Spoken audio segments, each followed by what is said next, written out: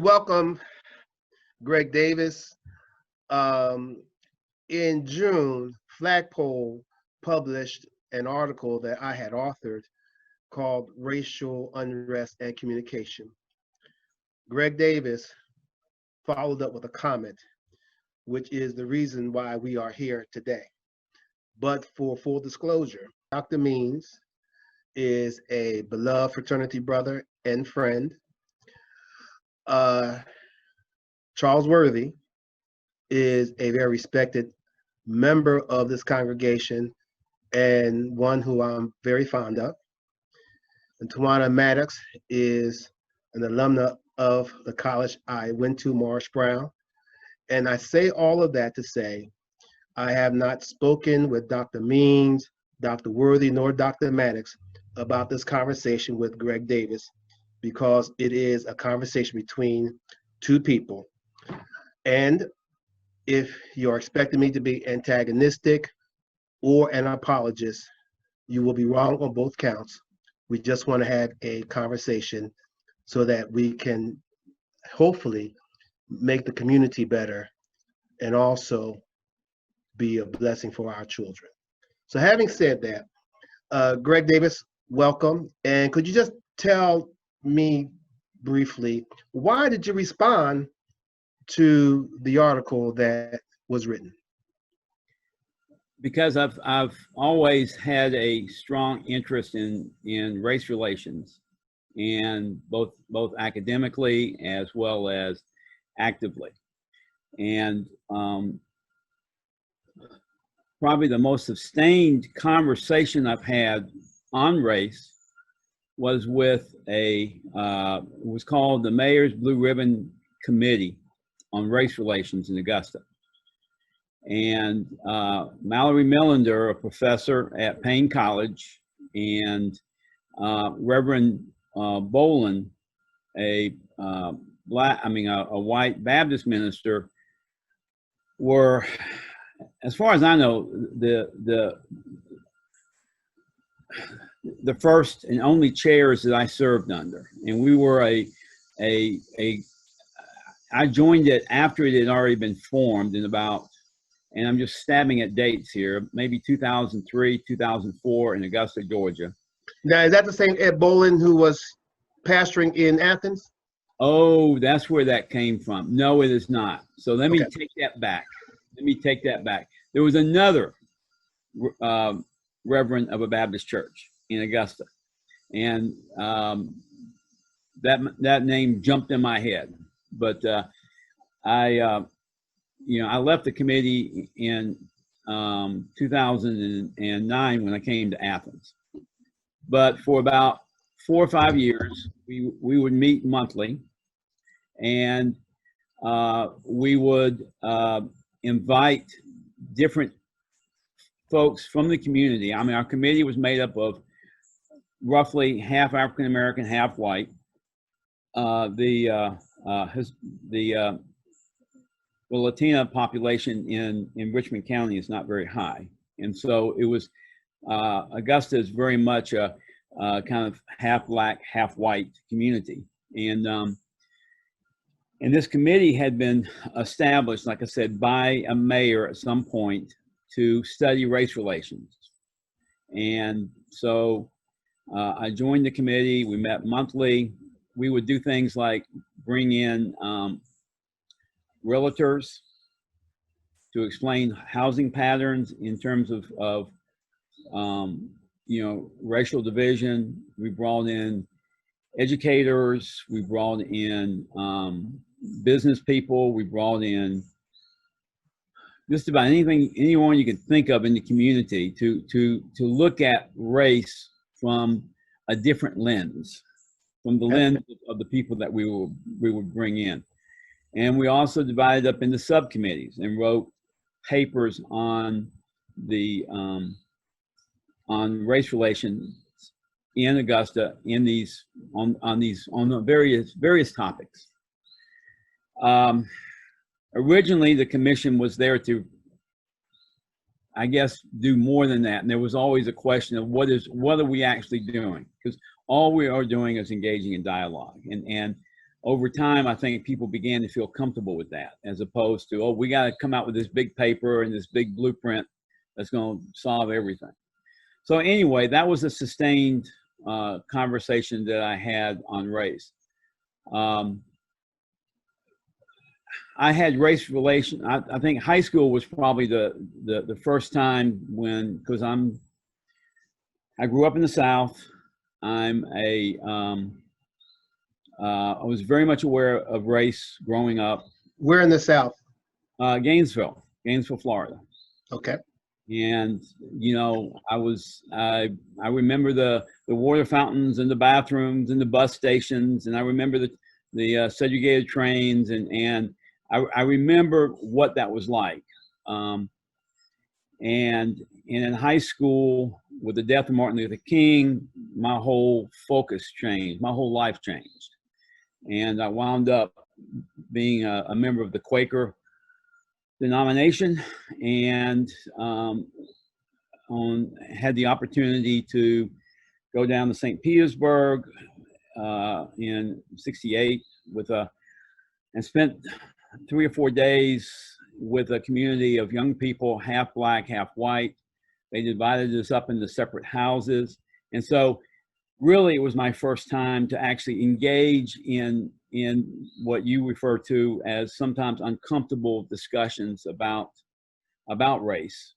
You know, the Quakers, they were very strong in being on the side of abolishing slavery. Right. And everything. So now, with that in mind, with your background, before I ask you some questions, what is your basic philosophy? And when I say philosophy, I'm not seeking a political party or a political affiliation, but just basically, what is your philosophy in governance? Democratic with a small d. I think that the folks who are actually doing the foot soldiers, the people who are doing the work on the ground, should direct the work to the greatest degree possible. And so, you know, that's why I was very active in the trade union movement, labor movement throughout the 70s and 80s, because, you know, I felt like that's where the power comes from. And so I believe that folks who, I think leaders who listen the best to the people that they govern or that they direct are your best leaders. Okay. So now, having said that, you've come from Gainesville, Florida. You made a pit stop in Augusta. So how long have you been in Athens, and why did you seek to be elected to the school board? Okay. I came here as an employee of the Clarke County School Board, the Clarke County school system. I was a middle school counselor at Tubman Middle School, which is the inner city middle school in Augusta from 2002, 2003 to 2009. I spent 7 years there. And then both my wife and I came here to work for the school district in Athens. And so my first job here in Athens was, and if you Googled it at the time, it only came up to Clarke County, Georgia, and that is District Family Engagement and Equity Specialist.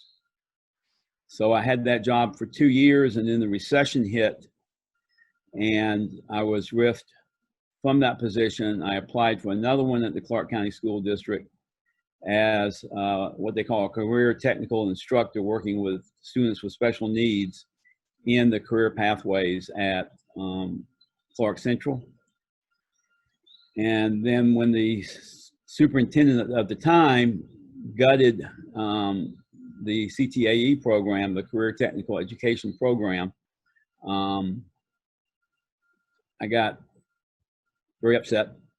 and had just turned 60 and could retire, and so I did, and thought was done with public education.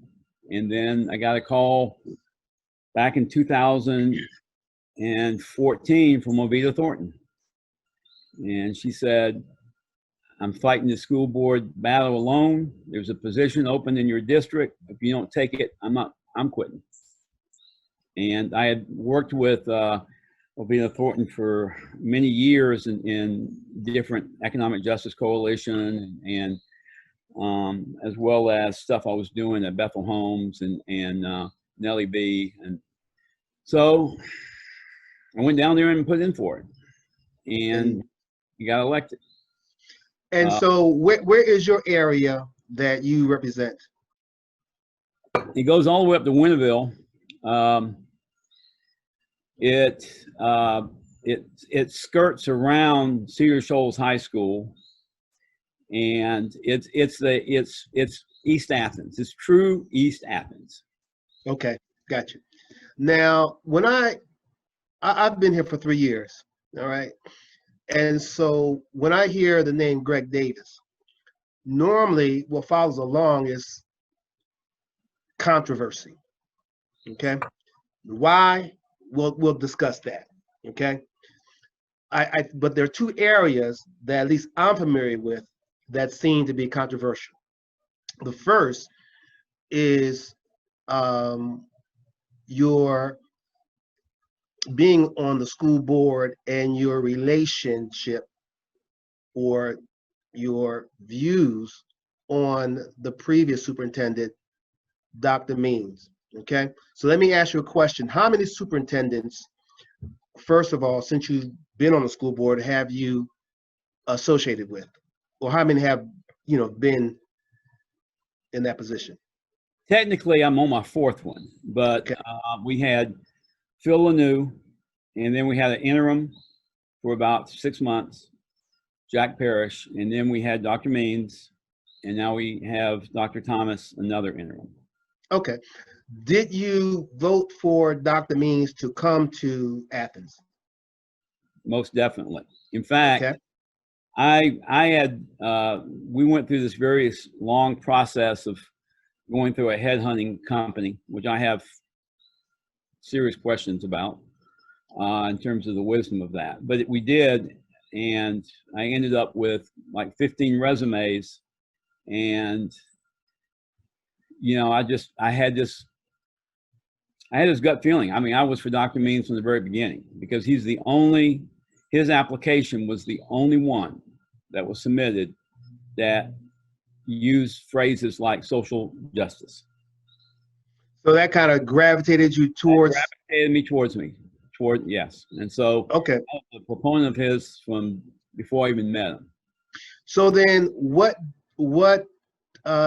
do you think about Dr. Means, first personally and then professionally? I think that Dr. Means began a conversation in this community that needed to be had. And I think his contribution in bringing that discussion forward was critical. And what's that conversation you're referring to? It was on race and the inequality, the lack of equity in our school district. Okay. Okay, and it was something that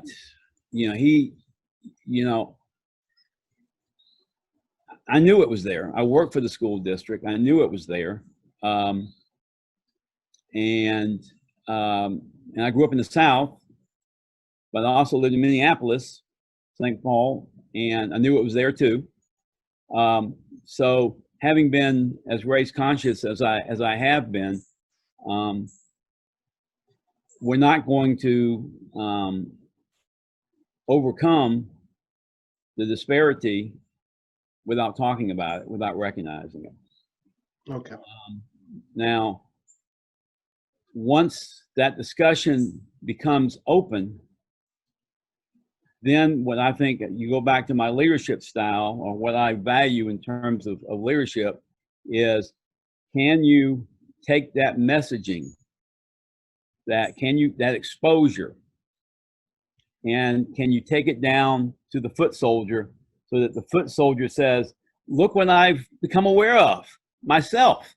People didn't have to, I mean, they showed me a little bit, but on my own, I can see. And so it's good to have the discussion. It's good to bring it out there. But then once the discussion is out there, once the lack of equity is out there, now we've got to do something about it. And to do something about it, we have to mobilize, and I get right down to it, the teaching staff. Okay. Mobilize them to see that and take it as their own, and to not be threatened by it. Sure, it's going to be uncomfortable, but if they feel threatened by it, then they just hunker down. They become defensive. They close their eyes. Okay, so let me ask you this question. All right, because I want to separate the personal from the professional again. So on the personal, you have respect for Dr. Means, and you have, I mean, and again, I'm not trying to put words in your mouth, but again, personally, what are your thoughts about Dr. Means? Because I'm hearing you saying that professionally speaking, perhaps the way the foot soldiers were being involved, you might have a problem with that. But let me first deal with the personal. Do you have any personal animus towards Dr. Means? No. Okay. In fact, the last time we met at Jewelry Joe's. He came riding up on his motorcycle with his jeans on, and we sat and had a cup of coffee and talked about all kinds of things. Okay. So your issue, if there are issues with Dr. Means, is not personal, you're saying? Okay. So your professional issue, perhaps with Dr. Means, specifically would be what? When I do want to, I want to try. I don't want to.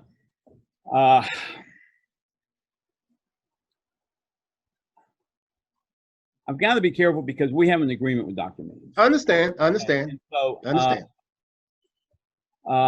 so I don't want to skirt the issue. At the same time, I want to be respectful of that. Again, I don't know how to say it any clearer in terms of we've got work we've got to do, and to get the work done, we need to bring along the teaching staff. And so you lost confidence in Dr. Means as a superintendent? Yes. Okay. Let me ask you this question. What I had heard was there might be some ethical questions regarding Dr. Means. All right. And specifically, maybe his dissertation. Okay. Was that any concern of yours? No. I'm trying to separate. No, not that. No. Because there were a number of things that fit in that conversation, but it wasn't. No, wasn't a dissertation. Okay.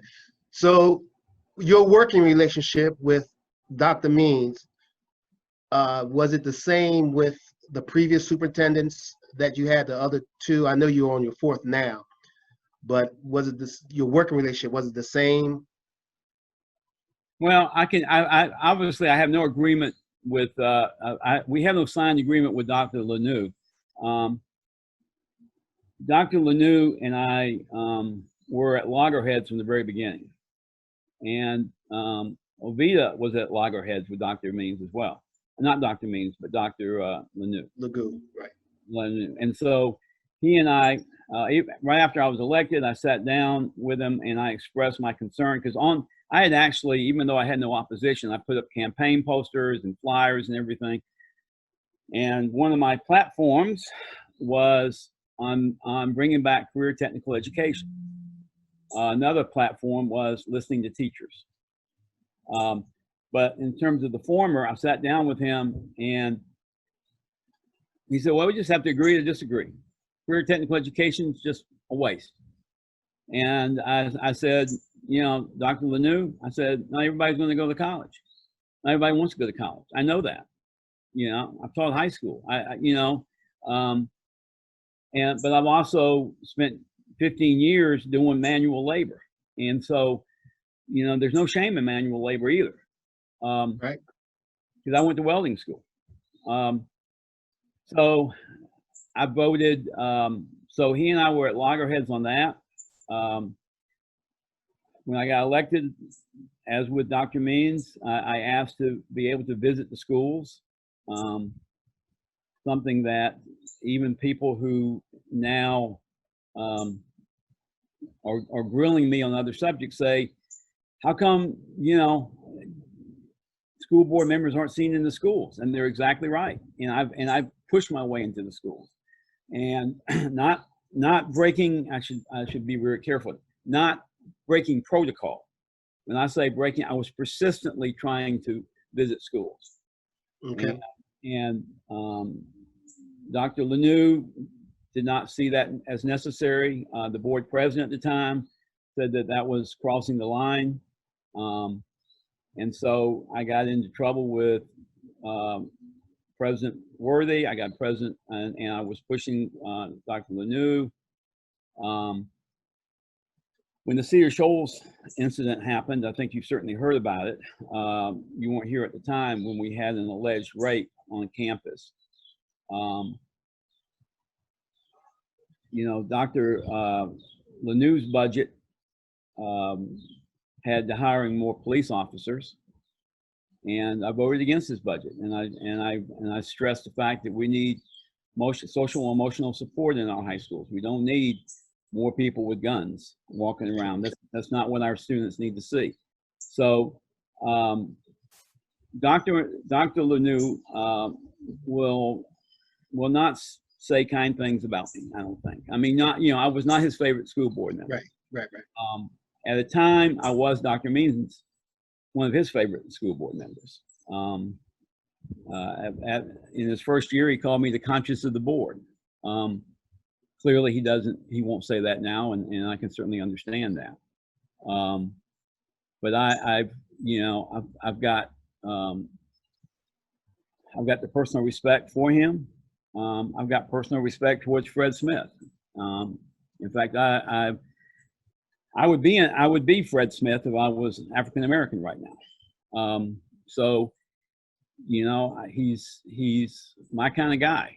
Have you talked, but you haven't spoken with Fred Smith? No, I mean, the last time, you know, I did introduce him at Justice Fest when he and his wife were honored for their long years of service. No, I think, no, Fred has me summed up, and you know, when I was writing my column in response to you, that's who came to mind more than you. Well, you know, I don't know. Fred, we worked on, you know, paying college fundraisers, and certainly the work he's done on the campus in terms of the graves out there. You know, I've been to a lot of protests with Fred, not side by side, but we were both there. I've met Fred Smith. I don't know him very intimately. I like him, and hopefully at some point, perhaps a conversation can be had between you all, because both of you all represent, you know, a good segment of our Athens community, and I think it would be good if we can have that kind of conversation. But one or two more quick questions, Dr. Means, then we'll move on to something else, okay? And so if Dr. Means came into a certain situation where he had to make an omelet, he's going to break some eggs, which means he's going to offend some people or do certain things differently. With all that in mind, because he had to come and perhaps do it a different way, what is it that we can take from his tenure here?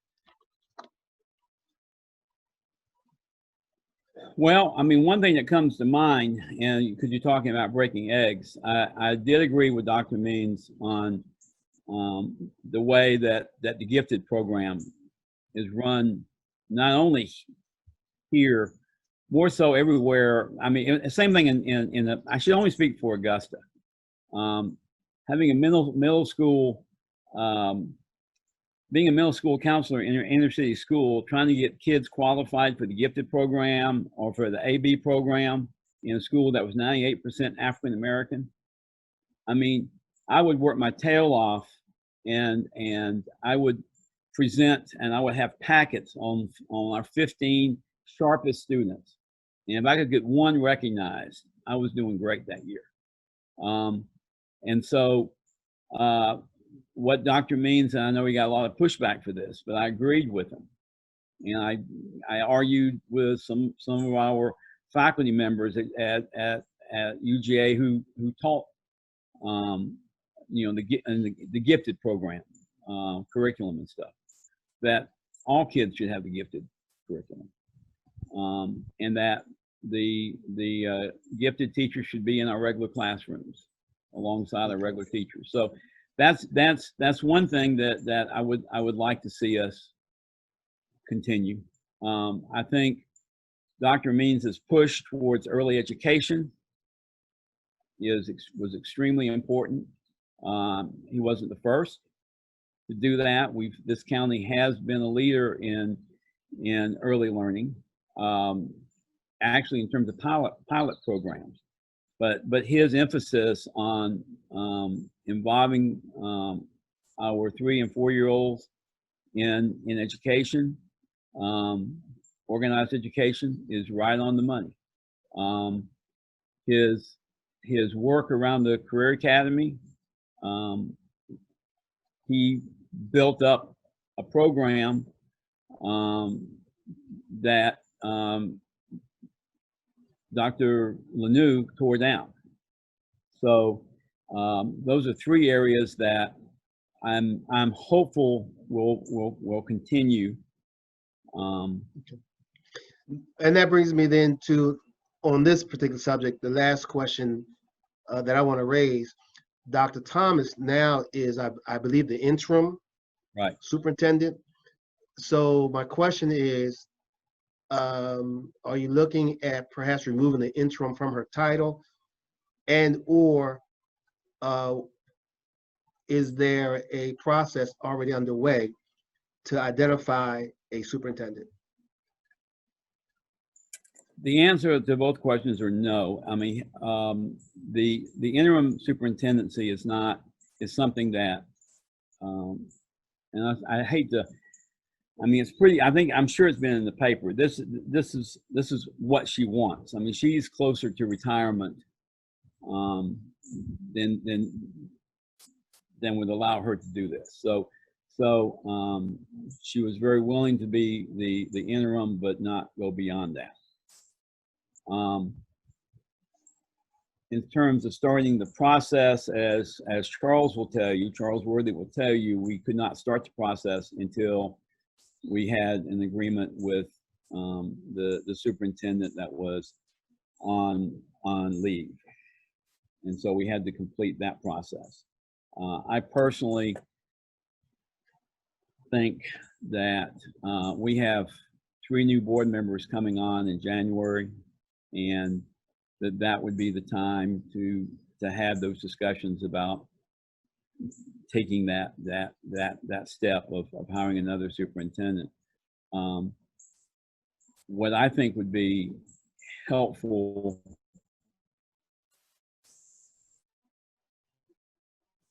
and about the only apple. So I'm going to, you know, I'm not by no means going to exert myself. I'm going to be a good listener and a good follower as my 8 fellow female board members come together and set up a process. My only 2 cents would be, I think we need to go through the Georgia School Board Association, because they do have a process of finding superintendents. And instead of, you know, I think I guess I'm not, I don't know if corporate America has had a very good track record for recruiting leaders of diversity, leaders who are far thinking, and I feel like that we thought that at the time it was the idea of they brought us Dr. Lanou, so they're going to bring us another superintendent. And I don't think paying $20,000 or $30,000 for a headhunting company is necessarily the way to go. So I would not advocate that. But okay. So we talked about controversy, and of course, you know, the situation with the school board and the superintendent situation was one. The second one, I think you know what it is. You want to take a guess? A poem. You at Greater Bethel. Right. The pastor there is a very dear friend of mine, Pastor Sam Tompkins. I had spoken with him. I don't know if you had spoken with him or not, but I heard about this in February. Would you walk us through what happened and, you know, what you were thinking? Sure. I got a email from Judge Barron. Who's a member of that congregation, matter of fact. Right, that's correct. And she said that, you know, we're having a Black History reading at the church on a Sunday, and we would like for you to select some material that you would like to share with the members there. I picked Langston Hughes because he was someone that had greatly influenced me in more ways than one. And so when I got up, I explained what Langston Hughes meant to me. I used to be a stutterer, and the way that I had therapy classes and all that kind of stuff, speech classes. But what cured me was reading poetry at night. When I was 8, 9, 10, 11, 12, so on. And just to myself. And Langston Hughes became one of my favorite poets. Dylan Thomas was another. Lawrence Ferlinghetti was another. So I had a number of different poets, but he was one of them. And I loved the rhythm of his poetry. I loved the message of his poetry. So I sat down and reread my collected works of Langston Hughes. And what I told the congregation that was made up of all adults, all people in their, maybe somewhere in their 40s, but they were all adults. There were no children there. I've heard things said that there were just a room full of children, but they weren't. Okay. But I explained. Would that have made a difference? That's a good question, and I've thought about that. And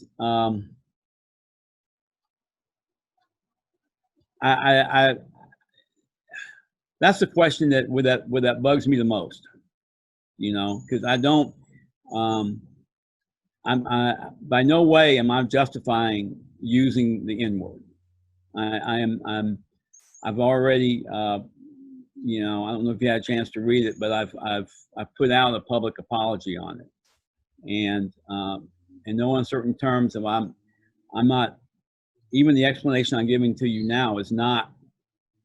I'm just giving you the circumstances. It is not a justification. So no, and that's why I'm asking for the circumstances, what prompted the book decision, all that kind of stuff, and I guess for me, what I heard, I wasn't there, that irked some people was as soon as you read as soon as you had the reading, you read the particular poem, that you left. All right, now. Can I explain why? No, of course. Okay, because but again, it doesn't justify what I did.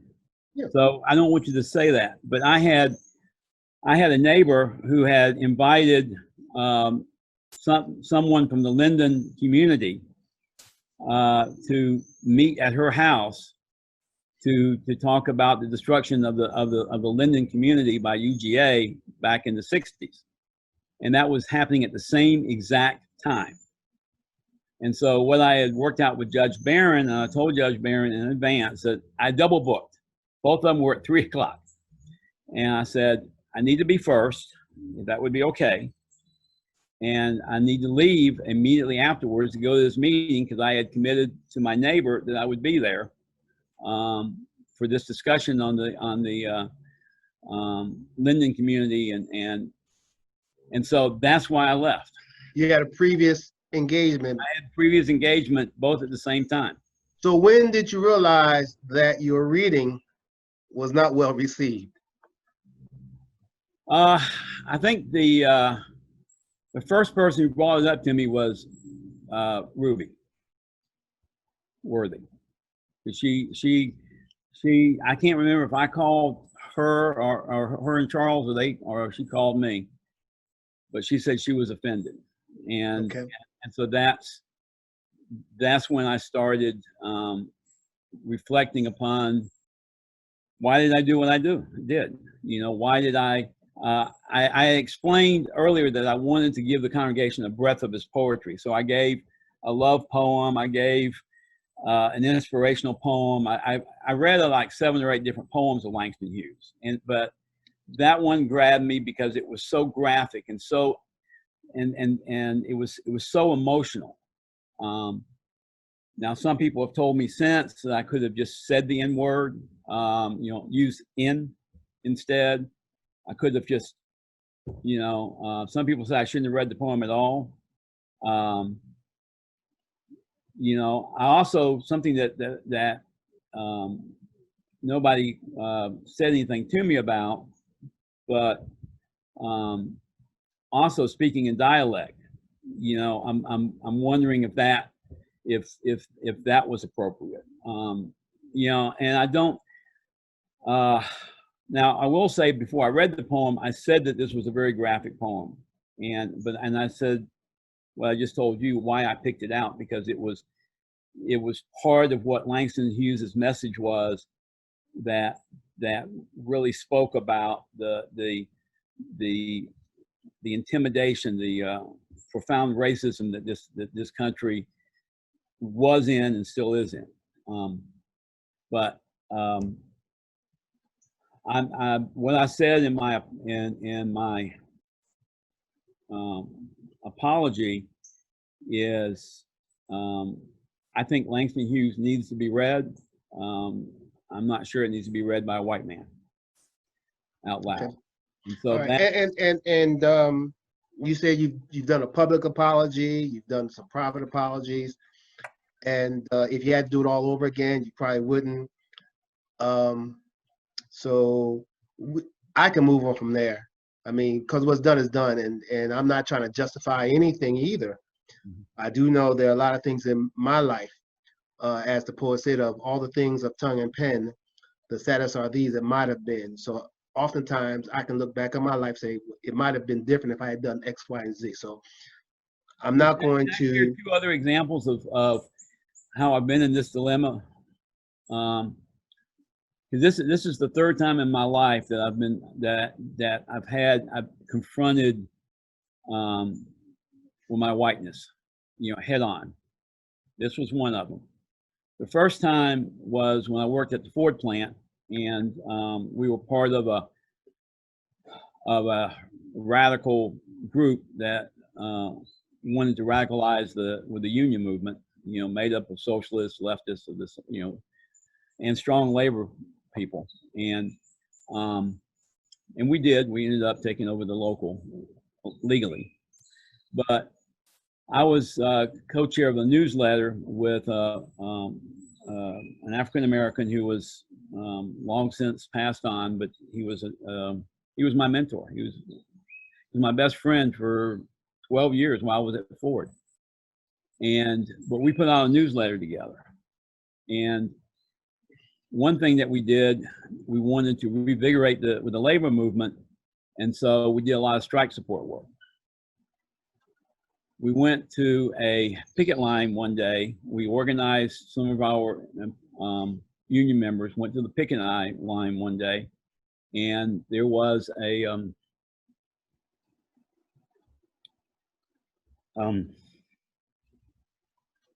the company had of course hired black scabs. It was a you know, just as classic, you know, white strikers, and hiring blacks to break the strike. And so we went back to the union hall. There were racial epithets that were yelled at these people who were crossing the picket lines. And so we went back to the union hall, and my friend stood up and said,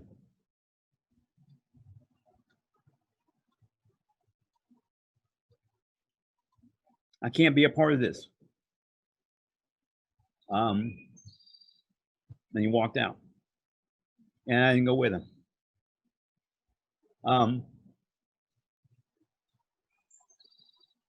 You know, at the time, you know, it was like labor solidarity, and not looking at the racial component. And of course, you know, I eventually saw that I was wrong, but it's just one of those things that, you know, you just can't take back. Yeah, you don't get a mulligan sometimes. No, you don't. And the other time was during the I was teaching at a school at this comprehensive high school in Burke County, which is majority black county, and I was very strong in that community. Of course, I lived in Augusta, but I was very strong in that community, you know, working with the African American community, and I knew a lot of people there, and was highly thought of. You know, I'd be the only white person there for Martin Luther King Day, you know, and that type of thing. But when the trial of O.J. Simpson came about, I was on the wrong side, I think. I mean, I don't know.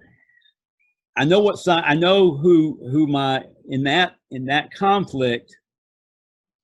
I looked across, and the people that I had traditionally sided with, they were on the other side, and so those two instances plus the reading of the poem are three moments in my life that I made a decision that I will reflect for the rest of my life on.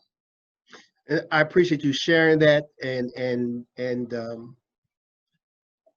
I do know what it is to live with regret sometimes, but I appreciate you being open and sharing that.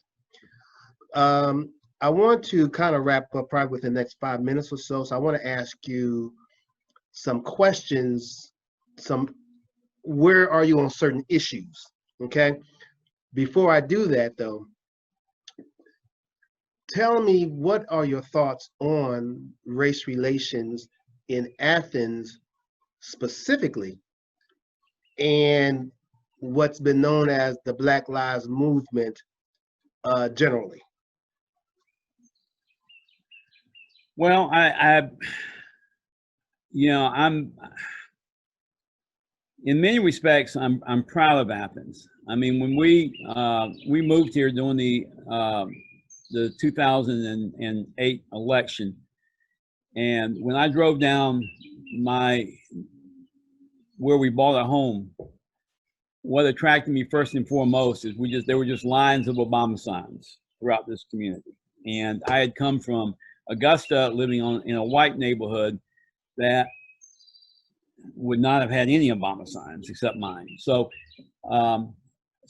right from the beginning. Now, people who, when I left Richmond County, people told me, well, I guess you just kind of gave up the fight here, you know, because I mean, Augusta is a very racially divided town, and the Unitarian Church had a real leadership role in trying to work with that, and we had a lot of there was a very strong because you had mentioned in your article about clerical leadership. Augusta had some very strong clerical leadership that crossed black, white, Muslim, Jewish. It was a great, we did Habitat for Humanity houses together and all kinds of great things. But anyway, they said, well, you're going to Athens, and they've got no problems there. It's a university town and whatever. And I said, I don't think you got Athens right. I mean, Athens is one of the poorest communities its size, and there are some great disparities there. I came here; those disparities were certainly there. I'm very supportive of the Black Lives Movement. And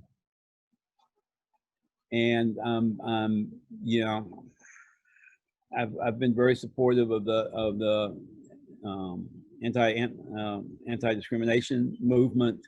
I mean, if you had talked to me 2 years ago, you probably wouldn't be talking to me, because I would not have been the controversial person that I'm now being painted.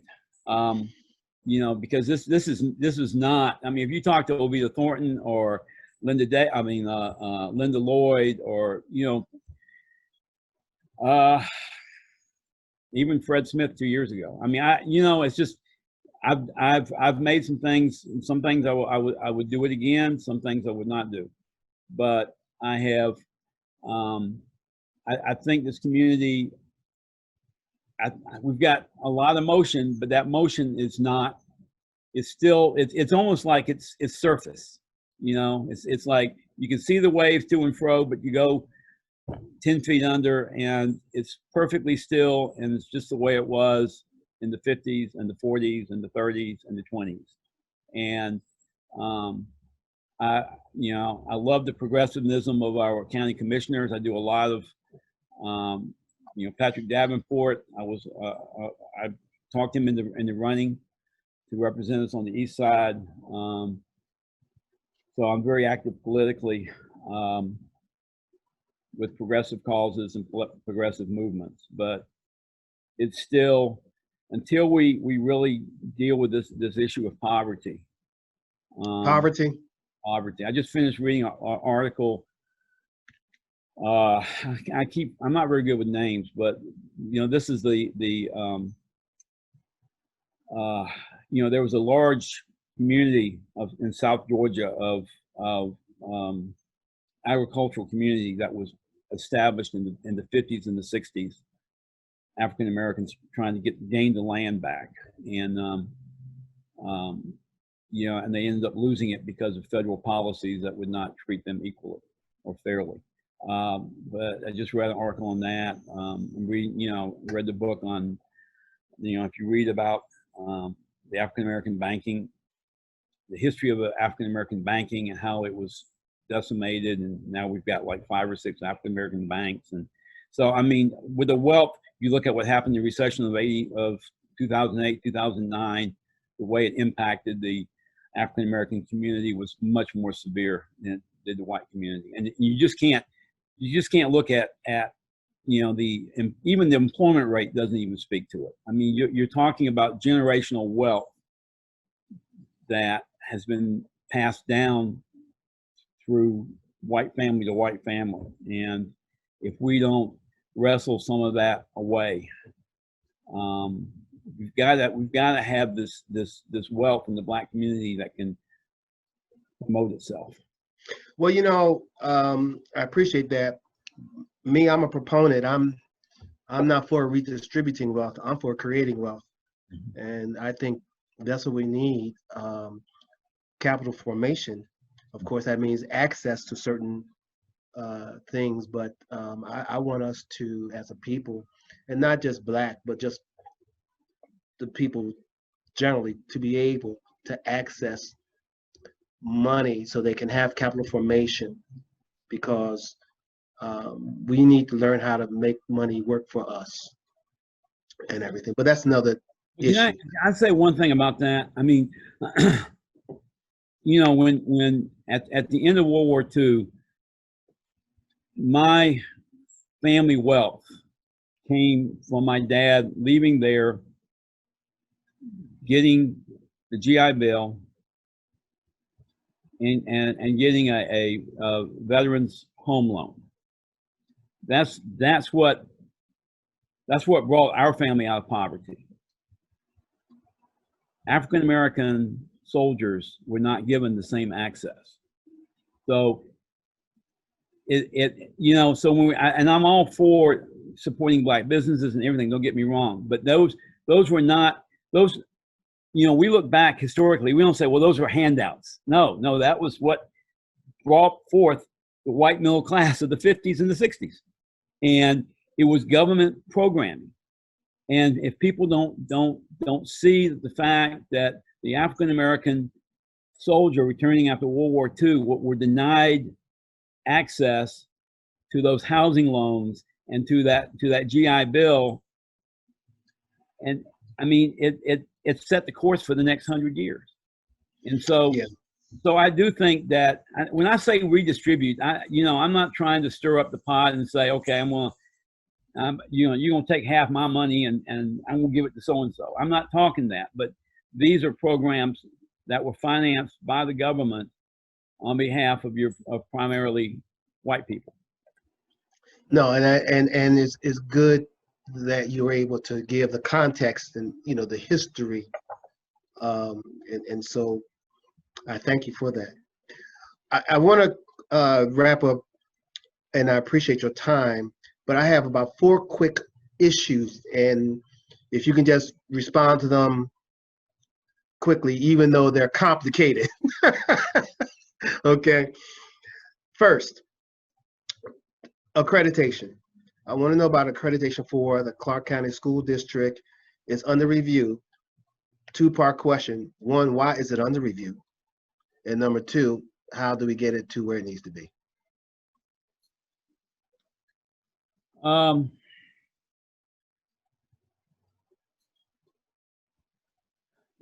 wish I had a better handle on those 2 questions.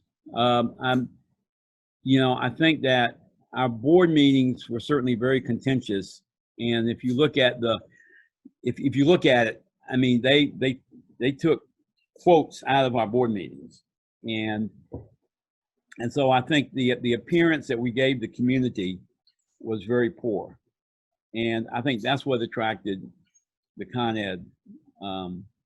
I think what we need to do is of course we need to quit having those contentious meetings and being rude and discourteous to each other. But I think that we have to methodically do what the NAACP said last night at their forum with some of our members. We have to take each point of constructive criticism by Con Ed and address it. And point by point. Point by point, and I think that our president, Dr. Gant, is a good leader for that. All right. Second, the reopening of schools. Tell me about what do you think about the reopening of schools and returning to the classroom? We are getting bombarded with not just individuals but petitions. When you say we, school board members, I'm sorry. Okay. No, it's okay. Okay. We've got parents that need their young people to be in school. If they're going to function financially. I know we just got an email from a woman who's a single parent nurse. She's got a 5th grader, 3rd grader. We're expecting her to be in the hospitals to care for us, and yet, what is she going to do about childcare? What's she going to, much less the education of the children? I mean, so it's not just childcare; it's actually the whole process of education in the home. On the other hand, we have teachers who are saying that they don't want to endanger themselves. They don't want to endanger their students with the virus.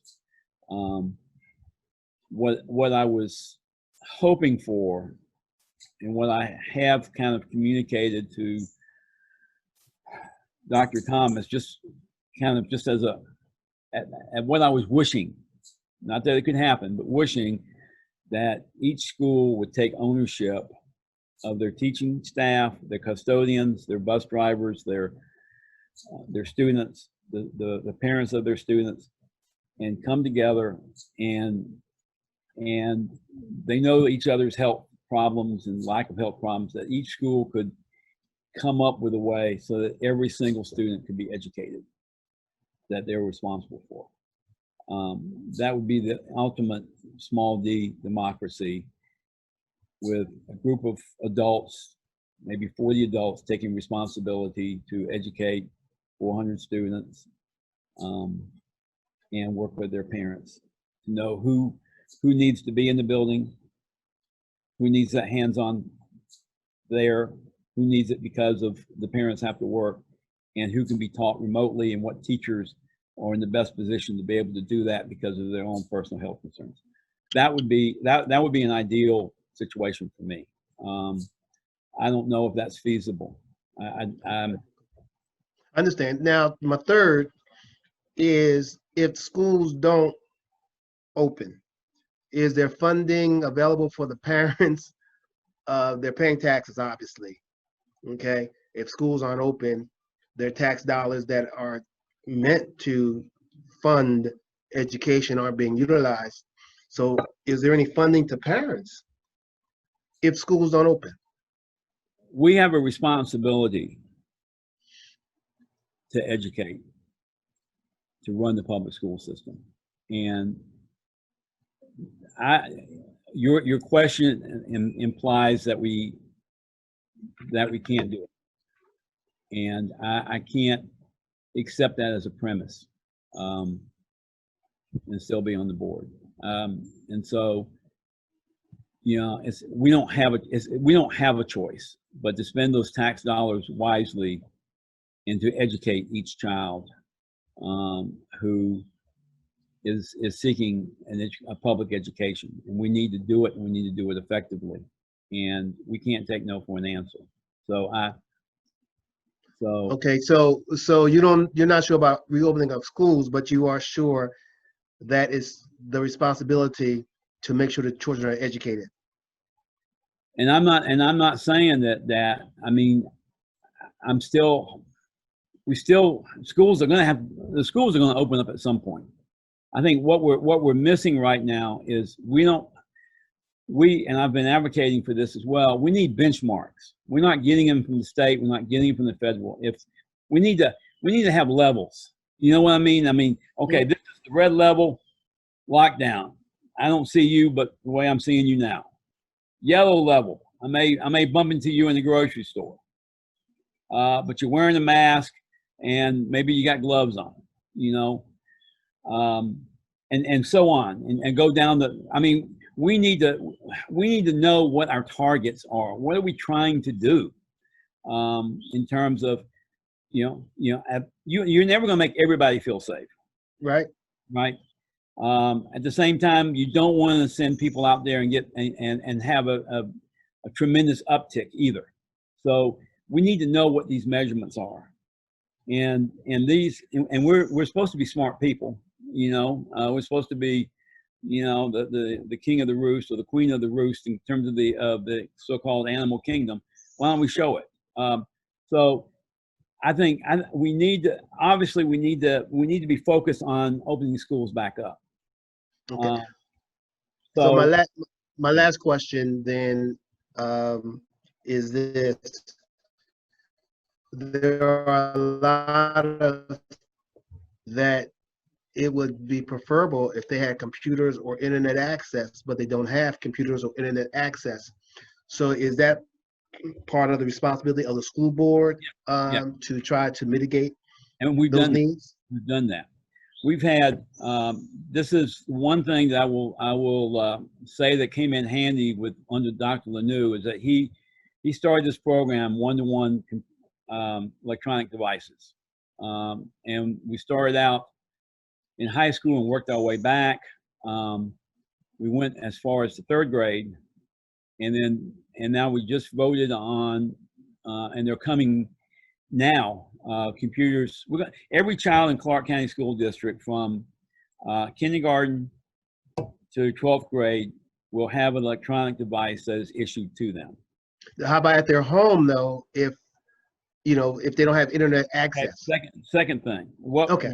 Okay. What we've been doing now, part of what I tried to do when I was in family engagement specialist, because we've known that this problem about internet access is in Athens, and I've talked to the Republican members who represent us, Bill Calzert and Frank Ginn and all these folks that aren't real anyway from both parties.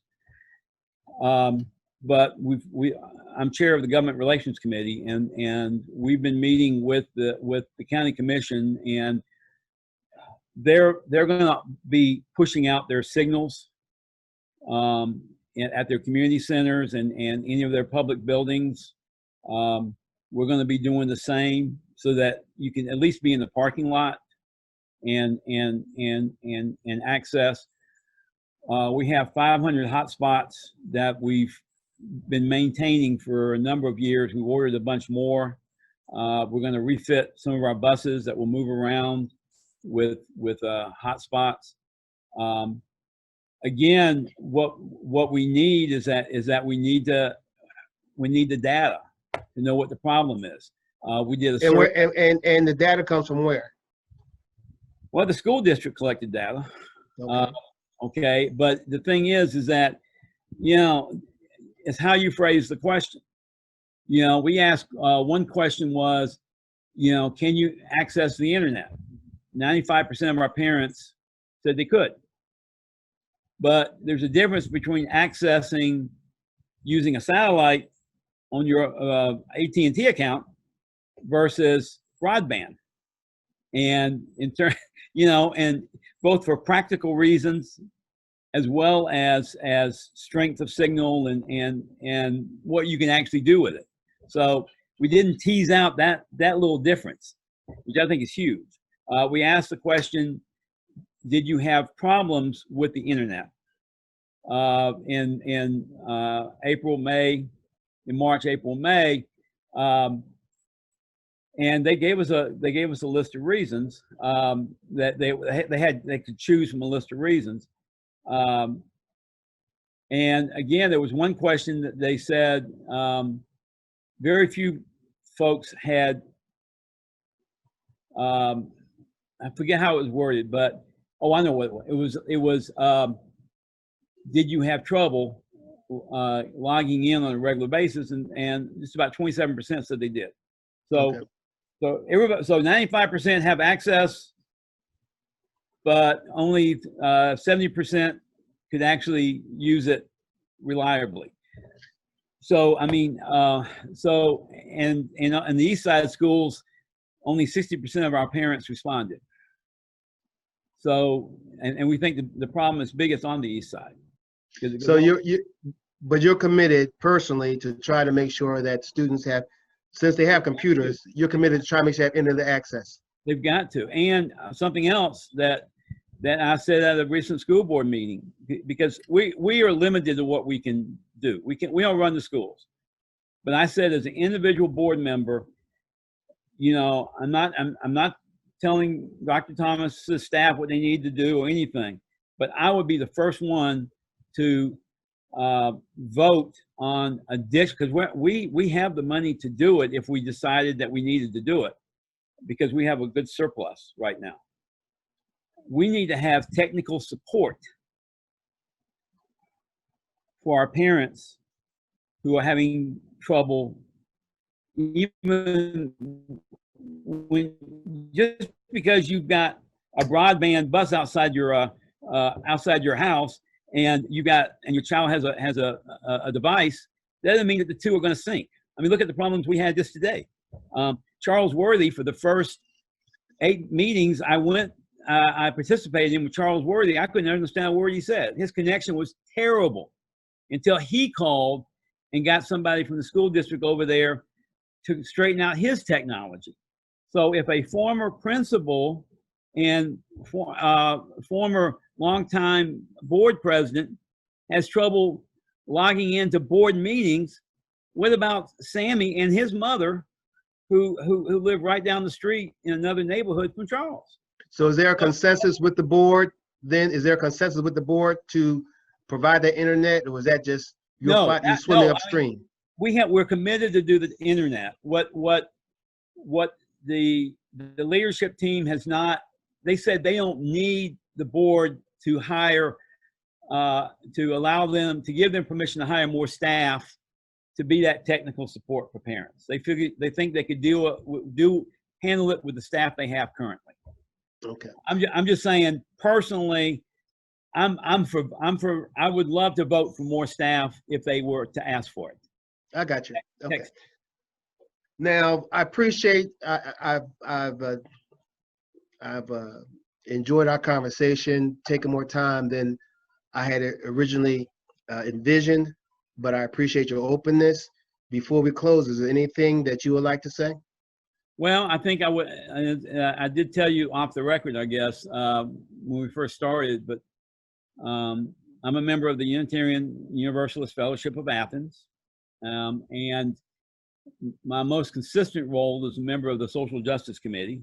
And at our last meeting on Sunday, it was brought up that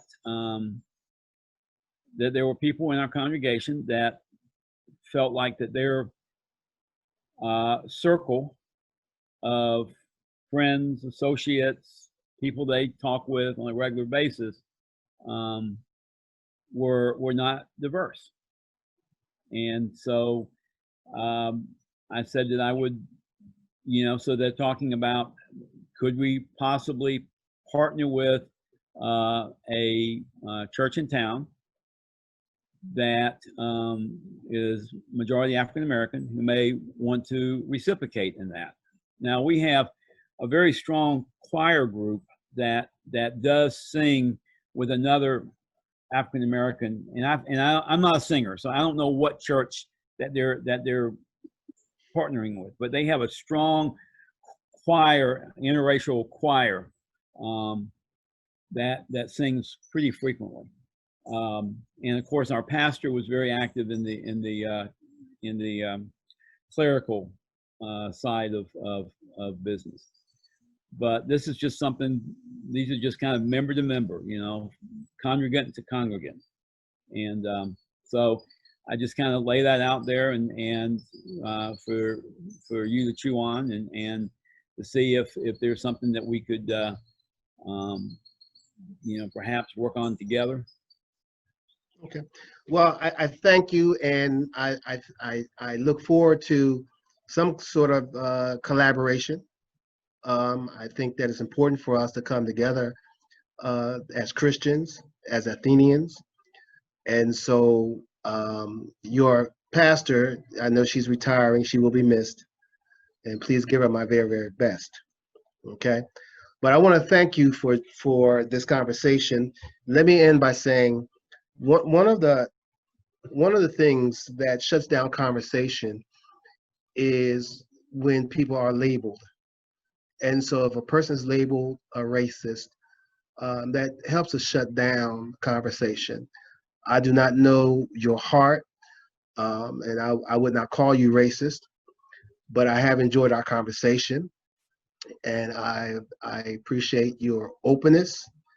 And I hope that this conversation that we've had might help a broader conversation in our community so we can come together. We can turn to each other instead of turning on each other. And so I thank you again for this conversation. May God bless you. May God bless Athens. And I hope that you will have a great day. And before I let you go, how long are you going to be on the school board? How much longer? I've got 2 years and about 5 months. Well, in those 2 years and 5 months, I hope it's very productive. And I thank you again for joining us. Bless you. Bless you.